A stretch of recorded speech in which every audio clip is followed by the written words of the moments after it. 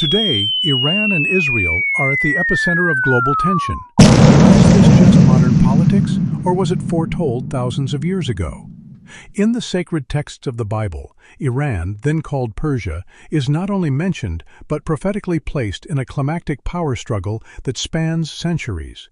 Persia, known today as Iran, was once one of the most powerful empires on earth. In the 6th century BC, under Cyrus the Great, Persia conquered Babylon and set the stage for Jewish return to Jerusalem, a favor remembered to this day. Isaiah 45:1 even calls Cyrus God's anointed.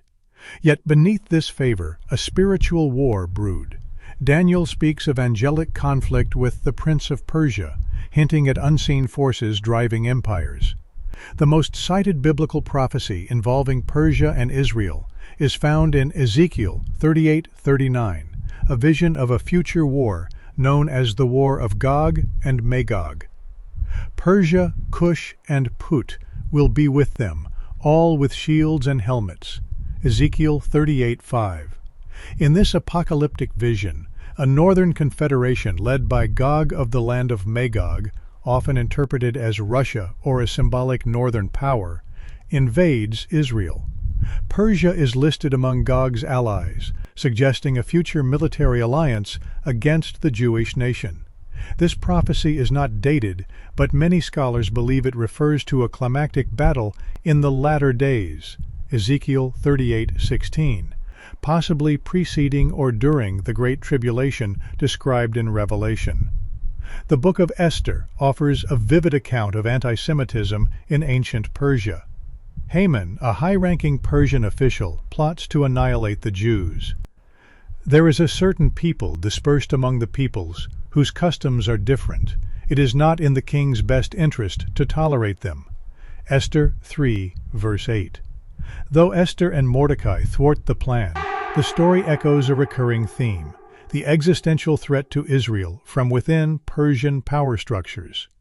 Ancient Jewish apocalyptic texts, including fragments from the Dead Sea Scrolls, reflect a worldview in which Israel is surrounded by hostile nations in the end times.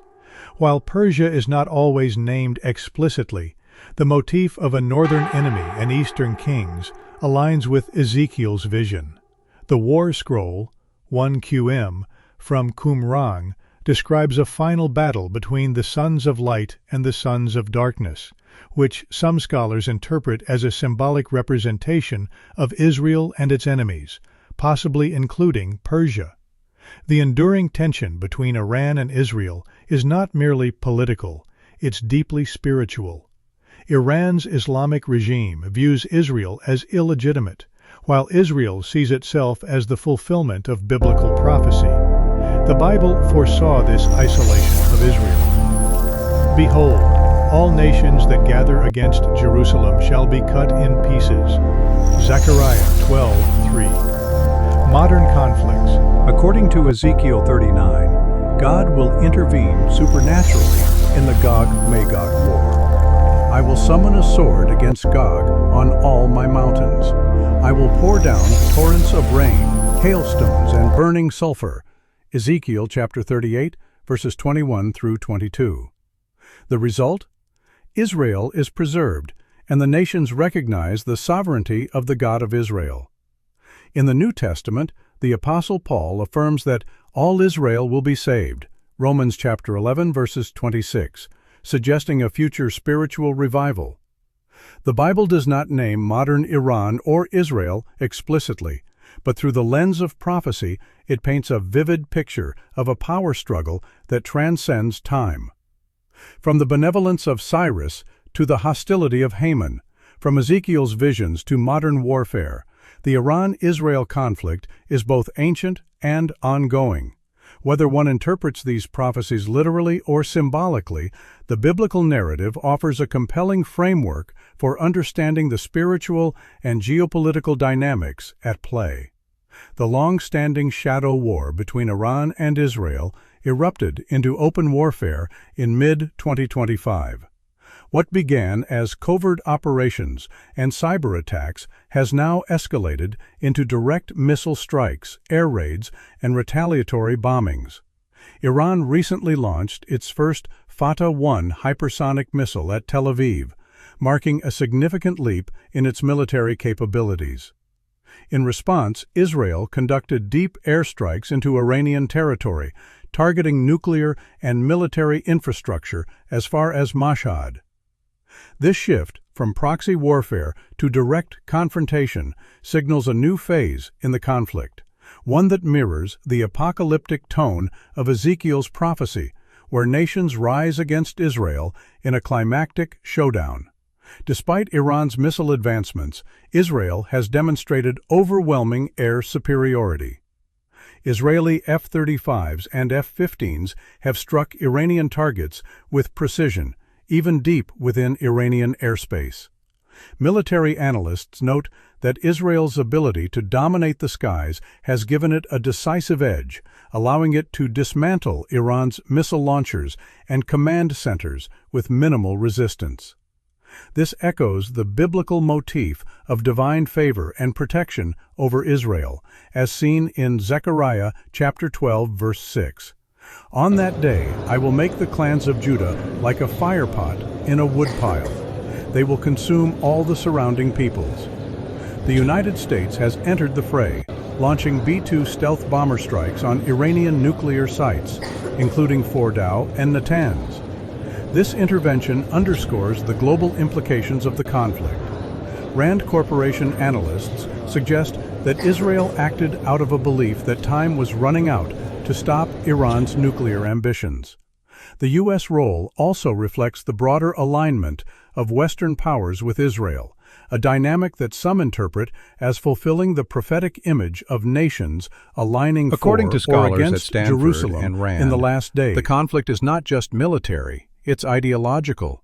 Israel represents a pro-Western, stability-focused axis, while Iran leads a revolutionary axis of resistance that includes Hezbollah, Hamas, and other proxies. This ideological divide fuels the intensity and intractability of the conflict. Dr. Julie Norman of the Royal United Services Institute notes that both nations view the conflict as existential, with few mediators left to de-escalate tensions. This mirrors the biblical portrayal of a final, unresolvable confrontation between opposing worldviews. The modern Iran-Israel conflict eerily parallels the Ezekiel 38:39 narrative. A coalition led by a northern power, interpreted by some as Russia, and including Persia, Iran, attacks Israel, only to be supernaturally defeated. Today, Iran's alliances with Russia and militant groups, its nuclear ambitions, and Israel's preemptive strikes all echo this ancient script.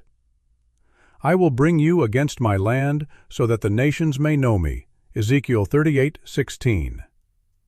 While the Bible predicts divine intervention and Israel's survival, modern analysts warn of regional destabilization, economic fallout, and humanitarian crises. Yet some theologians see hope in Romans 11:26, and so all Israel will be saved, suggesting a redemptive arc even amid chaos. Before the Islamic Revolution, Iran under Shah Mohammad Reza Pahlavi maintained cordial relations with Israel. Both were non-Arab states in a largely hostile Arab region and shared strategic interests. Iran supplied Israel with oil, and Israeli engineers helped develop Iranian agriculture and infrastructure. This alliance was part of the U.S.-backed periphery doctrine, where Israel sought alliances with non-Arab states like Iran, Turkey, and Ethiopia to counterbalance Arab hostility. The turning point came with the 1979 Islamic Revolution, which overthrew the Shah and installed Ayatollah Khomeini's theocratic regime.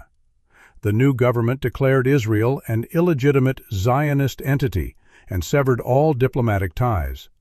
Iran's constitution enshrined opposition to Israel, and the regime began supporting anti-Israel militant groups, including Hezbollah in Lebanon and later Hamas in Gaza. 1982. Iran helped establish Hezbollah in response to Israel's invasion of Lebanon. This marked the beginning of Iran's proxy strategy. 2000s. Iran expanded its influence through the Axis of Resistance, supporting groups in Iraq, Syria, Yemen, and Gaza. Israel viewed this as a growing existential threat. 2002, Iranian dissidents revealed the Natanz nuclear facility, sparking global concern. 2010, the Stuxnet cyberattack, allegedly by Israel and the United States, crippled Iran's nuclear centrifuges. 2015, the Joint Comprehensive Plan of Action, JCPORIS, was signed, limiting Iran's nuclear program in exchange for sanctions relief. Israel opposed the deal, fearing it legitimized Iran's nuclear ambitions. 2018, the U.S. withdrew from the JCPORIS under President Trump, reimposing sanctions on Iran. 2020, Iranian nuclear scientist Mohsen Fakhrizadeh was assassinated, widely attributed to Israel. 2023, the Israel-Hamas war intensified regional tensions. Israel struck Iranian proxies across the region, further isolating Tehran. June 13, 2025, Israel launched Operation Rising Lion, its largest strike on Iran since the 1980s, targeting nuclear and military sites across 6 cities. Iran responded with hypersonic missile attacks, marking a shift from shadow war to direct confrontation. The U.S. joined the conflict, striking Iranian nuclear facilities, while civilian casualties mounted on both sides. The Iran-Israel conflict is not just a modern geopolitical rivalry. It's a clash of ideologies, identities, and historical narratives. From the fall of the Shah to the rise of nuclear brinkmanship, each chapter has deepened the divide. This historical arc also mirrors the biblical prophecies we explored earlier, where Persia, Iran, emerges as a key antagonist in the end-time narrative. Whether viewed through a spiritual or political lens, the conflict continues to shape the destiny of the Middle East, and perhaps the world. For much of the 20th century, Iran was ruled by the Pahlavi dynasty, with Mohammad Reza Shah Pahlavi as its final monarch. Backed by the United States and Britain, the Shah pursued aggressive modernization and secularization policies known as the White Revolution, which included land reforms, women's suffrage, and Western-style education. However, these reforms alienated large segments of Iranian society. Clerics opposed the erosion of Islamic values. Intellectuals and students criticized political repression. Rural populations felt left behind by rapid urbanization. The Savak, the Shah's secret police, brutally suppressed dissent. The Shah's regime was also tainted by corruption, inequality, and a growing perception of being a puppet of Western powers, especially after the 1953 CIA-backed coup that ousted Prime Minister Mohammad Mossadegh and reinstated the Shah. The revolution's spiritual and ideological leader was Ayatollah Ruhollah Khomeini, a Shia cleric exiled in 1964 for opposing the Shah's reforms. From exile in Iraq and later France, Khomeini disseminated his ideas through smuggled cassette tapes and writings, calling for the overthrow of the monarchy and the establishment of an Islamic government based on velat-e-faqih, guardianship of the jurist. His message resonated deeply with Iranians. On January 16, 1979, the Shah fled Iran. Just weeks later, on February 1, Khomeini returned to a hero's welcome. The monarchy officially collapsed on February 11, and a national referendum in April established the Islamic Republic of Iran. Khomeini became supreme leader, and Iran's new constitution fused religious authority with political power. The Islamic Revolutionary Guard Corps, IRGC, was created to protect the revolution and enforce Islamic law. The revolution marked a seismic shift in Middle Eastern geopolitics. Iran severed ties with Israel, calling it the Little Satan. The U.S. became the Great Satan, especially after the 1979 hostage crisis, where 52 Americans were held for 444 days. Iran began exporting its revolutionary ideology, supporting groups like Hezbollah and Hamas, which directly oppose Israel. This ideological transformation laid the foundation for the Iran-Israel proxy conflict that continues today. The 1979 revolution was not just a political upheaval, it was a civilizational pivot. It replaced a secular monarchy with a theocratic regime that continues to shape Iran's domestic and foreign policy. The revolution's legacy includes strict Sharia-based laws, especially targeting women and minorities, suppression of dissent through the IRGC and morality police, a foreign policy rooted in resistance, particularly against Israel and the U.S. As we've seen in the 2025 escalation, the ideological rift born in 1979 still fuels the fire of modern conflict. The historical and ongoing struggle between entities that some identify as modern-day Israel and Iran, while not always overtly hostile in ancient times, as seen with Cyrus, has deep roots and has evolved significantly. Geopolitical realities. The Middle East has always been a crossroads of empires and civilizations. Both Israel and Persia have held strategic importance, leading to inevitable clashes of interest and power dynamics. Religious and ideological differences. Zionism versus anti-Zionism. The modern state of Israel's re-establishment in 1948, a significant event in biblical prophecy, the regathering of the Jewish people, is viewed by some as a fulfillment of God's promises. However, for many in the region, particularly the current Iranian regime, Israel's existence is seen as an illegitimate Western imposition and an affront to Islamic principles. Messianic expectations. Both Judaism and various interpretations of Islam, particularly Twelver Shi'ism, dominant in Iran, have strong eschatological beliefs about end-time events and the coming of a messianic figure. These differing interpretations can fuel conflict, as some believe their actions are hastening or fulfilling divine plans. The Iranian regime, for example, has leaders who deeply believe in the return of the 12th Imam, and they see global chaos as a precursor to his appearance. Sponsorship of proxies. Iran's long-standing support for anti-Israel groups like Hamas and Hezbollah directly contributes to the ongoing conflict. This proxy warfare avoids direct confrontation, but fuels regional instability and violence. The hooks in the jaws. Ezekiel 38:4. Some biblical interpretations suggest that an external force, perhaps economic or political, will hook or compel nations like Russia and Iran to move against Israel. This implies that while their animosity is present, there might be a larger, divinely orchestrated reason for their eventual aggression. For Iran, Persia, and its allies. According to Ezekiel 38 and 39, the fate of the coalition that invades Israel is utter destruction at the hand of God.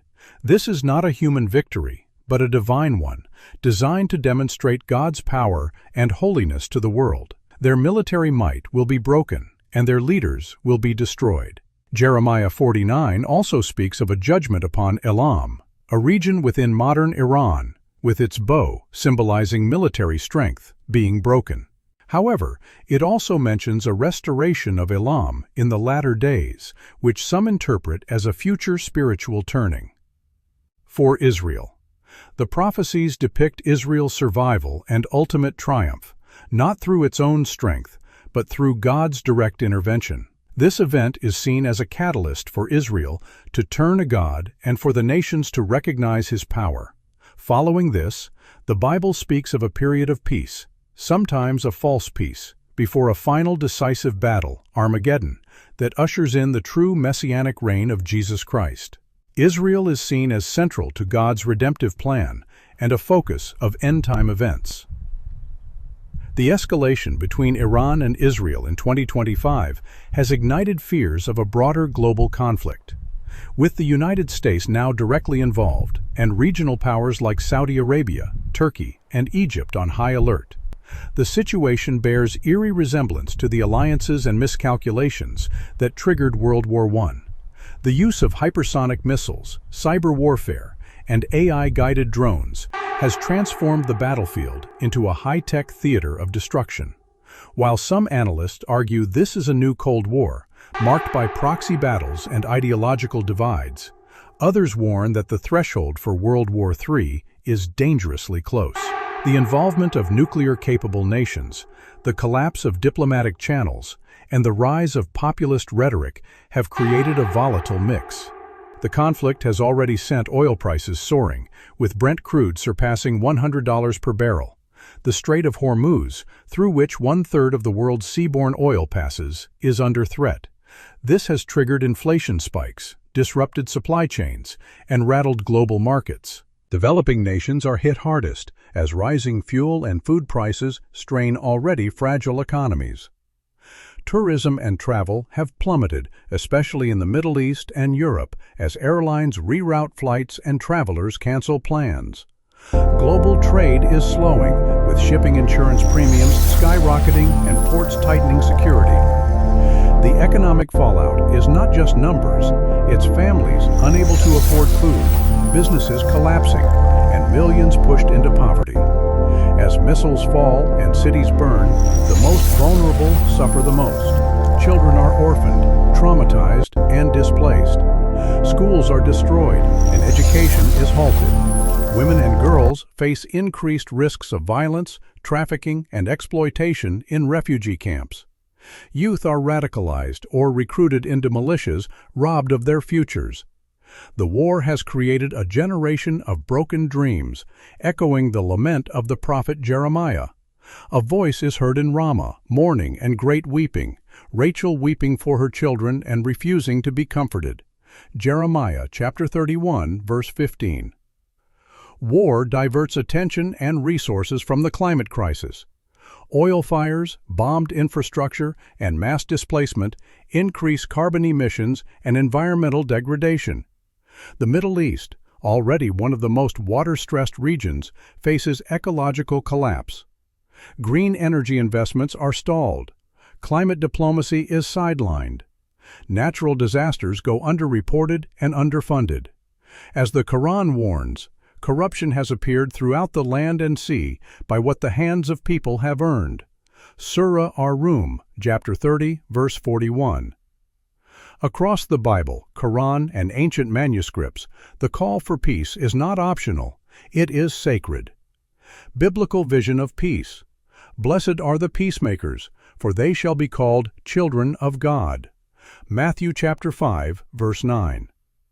Nation shall not lift up sword against nation, neither shall they learn war any more. Isaiah chapter 2, verse 4. The Hebrew word shalom means more than peace. It means wholeness, harmony, and justice. Quranic mandate for unity. And hold firmly to the rope of Allah altogether, and do not become divided. Surah Al-Imran, chapter 3, verse 103. If they incline to peace, then incline to it and rely upon Allah. Surah Al-Anfal, chapter 8, verse 61. Islam's very name is rooted in salam, peace. Ancient manuscripts and wisdom traditions. The Dead Sea Scrolls speak of a final war, but also of a messianic age of peace. The Tao Te Ching teaches that those who conquer with force will not endure. The Rig Veda prays, "May there be peace in the heavens, peace in the atmosphere, peace on earth." To prevent catastrophe, the world must unite, not just in treaties, but in spirit and action. Diplomatic courage. Leaders must prioritize dialogue over dominance. Interfaith solidarity. As the Quran reminds us, O mankind, indeed we have created you from male and female, and made you peoples and tribes that you may know one another. Surah Al-Hujurat 49:13. And as Jesus prayed, that they may all be one. John 17:21. Now is the time for all nations, communities, and individuals to rise in unity and proclaim that peace is not just a dream, it is a necessity. The world can no longer afford the cost of hatred, division, and endless war. We must come together, hand in hand, across borders and beliefs, to uphold the dignity and sanctity of every human life. Let love speak louder than missiles, and compassion conquer the cries of chaos. We call upon the United Nations and its member states to not merely observe, but to actively intervene through diplomacy, humanitarian support, and sanctions on those who perpetuate violence. The international community must stand united to protect human rights, promote tolerance, and ensure that every voice is heard, no matter how distant or small. The International Criminal Court must watch with unwavering eyes and bring justice to those who violate the sacred principles of human dignity. War crimes cannot be ignored. Crimes against children, women, and the defenseless must never be tolerated. Let those who sow terror be held accountable, and let the world see that justice still speaks. It is time for faith leaders, teachers, artists, and youth activists to rise as beacons of light. In every mosque, church, synagogue, and temple, let prayers for peace be louder than the drums of war. Let our songs, poems, and actions paint the vision of a world where love is stronger than fear. We call on governments to redirect their might, not to arms, but to healing. Invest in schools instead of soldiers, in hospitals instead of horror, in dialogue instead of destruction. Build bridges of understanding across cultures. Make education a global right and peace a global priority. Citizens of the world, do not wait for tomorrow. Let every child learn the value of kindness. Every adult model empathy, and every leader choose the path of justice. We must tear down the walls of prejudice and become one human family. What unites us must always be greater than what divides us. Let every war-torn street echo with new laughter. Let every broken city be rebuilt with courage. Let every displaced soul know they are not forgotten. This is our hour to be the generation that turns sorrow into hope and wounds into wonders. We challenge the media to tell stories of hope, not just horror, to give light to those working for reconciliation, to spotlight innovation in peace-building, and not only the flames of conflict. Narratives shape nations. Let our narrative now be one of solidarity. We urge global institutions, NGOs, and all people of conscience to partner, fund, and defend grassroots